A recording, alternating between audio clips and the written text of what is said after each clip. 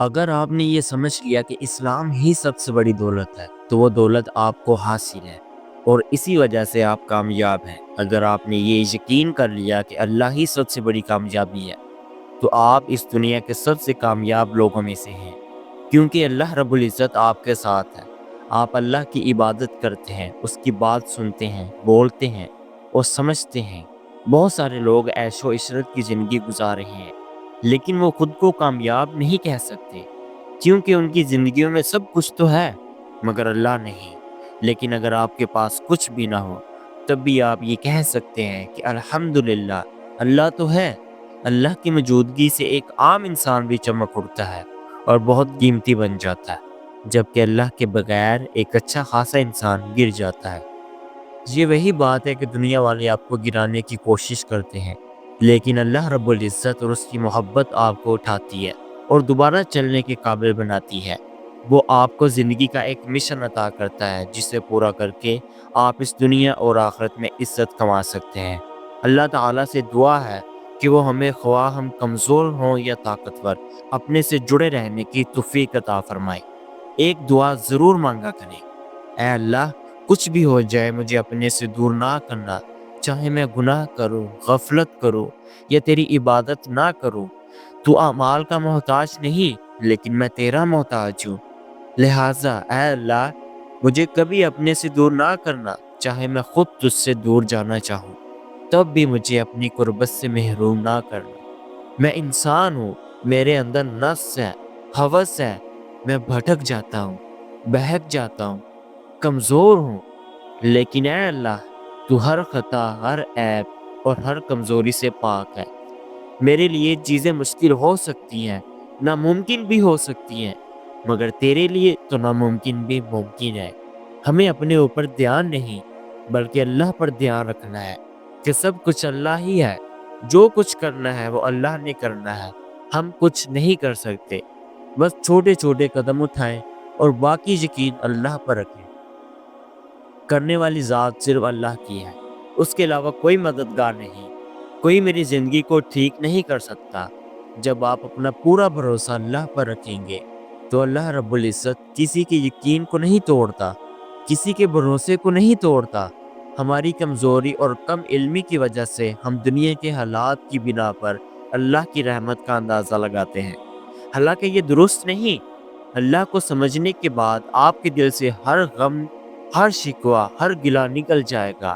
ہماری زندگیاں جو گلے شکووں میں گزر رہی ہیں، جہاں ہم خود کو کمزور، مظلوم، لاچار اور بے بس سمجھ رہے ہیں، گویا ہم نے اپنے حالات کو ہی اپنا خدا بنا لیا کہ اگر حالات ٹھیک ہوں گے تو میں بھی ٹھیک رہوں گا، اور اگر حالات خراب ہوں گے تو میں برباد ہو جاؤں گا۔ لیکن آپ اپنی ساری صورتحال اللہ پر منتقل کر دیں اور ذرا مثبت ہو جائیں۔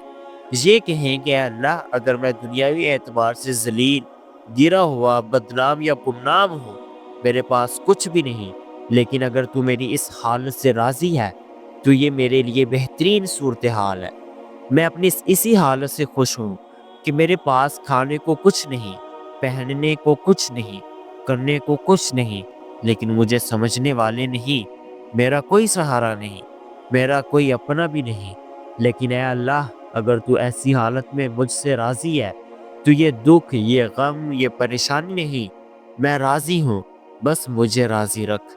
اے اللہ، اگر میرے پاس دنیا، مال، اسباب، ہر چیز ہے، میری خواہش 2 دن بعد پوری ہو جاتی ہے، میری ہر دعا قبول ہوتی ہے اور عیش و عشرت کے لحاظ سے تو نے مجھے سب کچھ دیا، لیکن اگر تو اس حالت میں مجھ سے ناراض ہے تو یہ ساری چیزیں مجھے مطمئن نہیں کر سکتی۔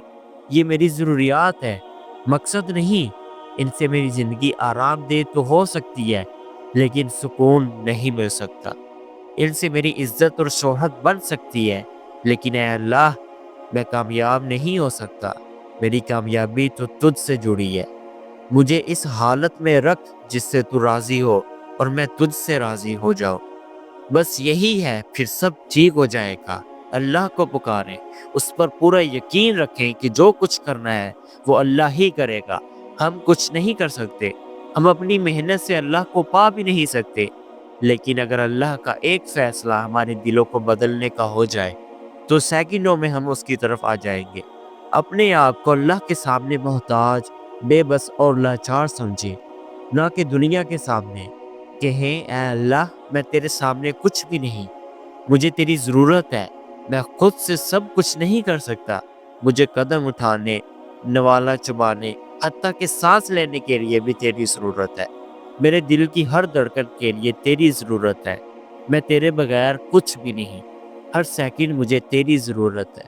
جب آپ ایسی احساسات کو اللہ سے جوڑیں گے تو انشاءاللہ آپ کی تنہائی آپ کو پریشان نہیں کرے گی، آپ خوش رہیں گے۔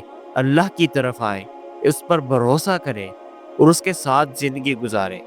تقوی کو لازم کریں اور اللہ کو اپنے لیے ضرور سمجھیں۔ خود کو یہ احساس دلائیں کہ اللہ کے بغیر آپ کچھ نہیں۔ الحمدللہ، مجھے اس بات میں اللہ کی بڑی توفیق حاصل ہے کہ میں اس احساس سے آزاد ہو چکا ہوں۔ مجھے اب کسی چیز یا کسی کی پرواہ نہیں رہتی ہے۔ آپ کو بھی یہ کرنا چاہیے۔ میں اسی وجہ سے اللہ کے معاملے میں اتنا پر اعتماد بولتا ہوں، کیونکہ مجھے معلوم ہے کہ میری زندگی میں کمی ہو سکتی ہے، لیکن اللہ کی رحمت میں کوئی کمی نہیں۔ اللہ اپنے وعدوں کا سچا ہے۔ ہاں، میں اپنے وعدے توڑتا ہوں، میرے اندر عیب ہے، لیکن اللہ کے معاملے میں یہ شکوک و شبہات میں نہیں پڑتا۔ میں اپنے اوپر شک کر سکتا ہوں، بدگمانی کر سکتا ہوں، لیکن اللہ کے بارے میں واضح ہوں۔ الحمدللہ، آپ کو بھی واضح ہونا چاہیے۔ جس نے بھی لا الہ الا اللہ محمد رسول اللہ پڑھا، اسے پہلے یہ یقین کرنا چاہیے کہ اللہ بہترین منصوبہ ساز ہے، اس کا ہر فیصلہ میرے حق میں بہتر ثابت ہوگا۔ پھر اسے لا الہ الا اللہ کہنا چاہیے اور یہ عہد کرنا چاہیے کہ اب میں اسی رب کی عبادت کروں گا۔ اپنے ارد گرد ایسے لوگوں کو ضرور رکھیں جو آپ کی روحانیت کو برقرار رکھیں، ایسے لوگوں سے تعلق قائم کریں جو آپ کو اللہ کی یاد دلاتے رہیں اور شیطان کے وسوسوں سے آزاد کر سکیں۔ اللہ تعالیٰ آپ سب کو خوش رکھے، جزائے خیر عطا فرمائے۔ آپ نے اپنا قیمتی وقت دیا، اللہ تعالیٰ آپ کو کامیاب کرے۔ میری دل سے دعا ہے کہ آپ اپنے گھر والوں کا، اپنے ایمان کا اور اپنی حیا کا خیال رکھیں۔ بہت شکریہ آپ کے وقت کا۔ الحمدللہ، اللہ رب العزت نے ہمیں اتنے لوگوں میں اپنے ذکر، اپنی یاد اور اچھی باتوں کے لیے قبول کیا۔ اس نے ہمارے دلوں کو نرم کیا اور ہمیں اتنا وقت دینے کی توفیق عطا فرمائی۔ اگلی ویڈیو کے لیے اللہ حافظ۔